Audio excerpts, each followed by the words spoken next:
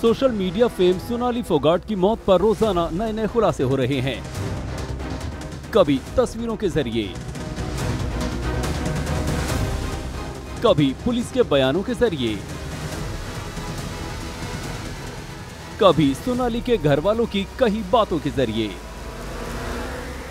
तो कभी पुलिस के पास दर्ज इबारतों के जरिए। तो क्या उस क्लब के मालिक या स्टाफ को इस बात की पक्की जानकारी थी कि उसके क्लब में पार्टी करने आए कुछ लोग ड्रग्स ले रहे हैं और वो जमाने की नजर में अंधेरे में ही बना रहा, या अंधेरे में होने की बात का लबादा ओढ़कर सामने आ गया?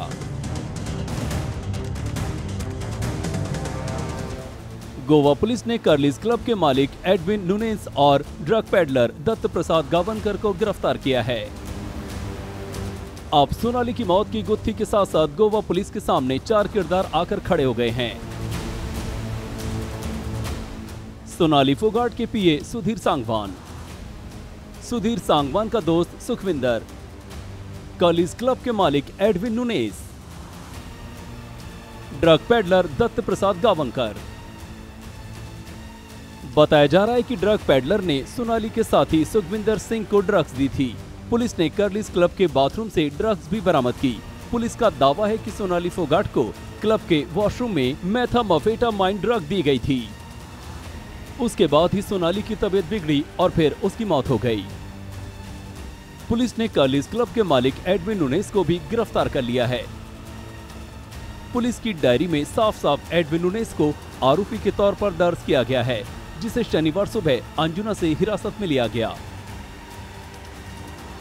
सोनाली फोगाट की मौत की गुत्थी अब अनसुलझे सवाल के जवाब से सुलझने के आसार बने हैं। सोनाली फोगाट की हत्या के पीछे का मकसद संपत्ति और पैसा हो सकता है। सोनाली कैसे पहुंची थी गोवा? टिकटॉक स्टार फोगाट के शरीर पर चोट के निशान कैसे और कहां से आए? कहां गया सोनाली फोगाट का रिवॉल्वर और 10 लाख रुपए?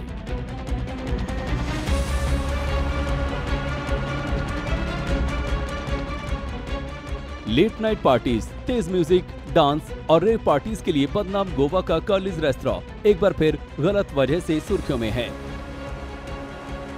इस बार कर्लिस का नाम टिकटॉक स्टार और बीजेपी लीडर सोनाली फोगाट की मौत की वजह से रातों रात चर्चे में आ गया है, क्योंकि यही वो बार और रेस्टोरेंट है जहां मौत से पहले की आखिरी रात सोनाली फोगाट ने अपने पीए सुधीर और उसके दोस्त सुखविंदर के साथ जमकर पार्टी की थी।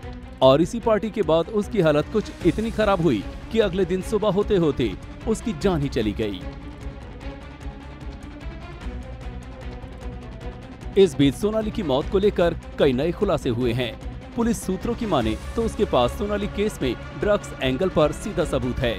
गोवा पुलिस ने एक सीसीटीवी फुटेज जब्त की है, जिसमें सोनाली का पीए सुधीर एक बोतल से सोनाली को कुछ पिलाता दिख रहा है और सोनाली उसे रोकने की कोशिश कर रही है। सूत्रों की माने तो आरोपियों ने पूछताछ में बताया है कि उन्होंने 1.5 ग्राम एमडीएमए ड्रग्स बोतल में डालकर तैयार की थी, जिसे सोनाली को पिलाया गया। पुलिस ने कहा है कि वो ड्रग की केमिकल जांच भी करवाएगी। एमडीएमए एक केमिकल ड्रग है जिसका ऐसी पार्टियों में अक्सर इस्तेमाल होता है। दूसरे केमिकल ड्रग्स में एफेड्रोन, एम्फेटामाइन, एक्सटेसी, म्याऊ शामिल हैं। इन सभी ड्रग्स के साथ ओवरडोज की हालत में खतरा जिंदगी पर भी होता है। अब बात एक बार फिर कर्लिस रेस्टोरेंट की। ये वो रेस्टोरेंट है जहां 14 साल की ब्रिटिश लड़की स्कारलेट किलिंग के साथ हुए रेप और कत्ल की वारदात के चलते भी सुर्खियों में रहा था। साल 2008 में इस वारदात ने कर्लिस रेस्टोरेंट को अचानक सबकी निगाहों में ला दिया था। तब इस मामले में हाई प्रोफाइल लोग, पुलिस, पॉलिटिशियन और ड्रग माफिया के ऐसे खतरनाक गठजोड़ का पता चला था कि लोग हैरान रह गए थे। बाद में इस मामले में गोवा के तत्कालीन गृह मंत्री रवि नायक के साहबजादे का भी नाम सामने आया था। तब स्कारलेट की मां फियोना मैकियो ने इल्जाम लगाया था कि रॉय नायक ने ही उनकी नाबालिग बेटी की ड्रग देकर जान ले ली। लेकिन इसके बावजूद कर्लिस का नाम लेट नाइट और रेव पार्टीज की वजह से बदनाम होता रहा।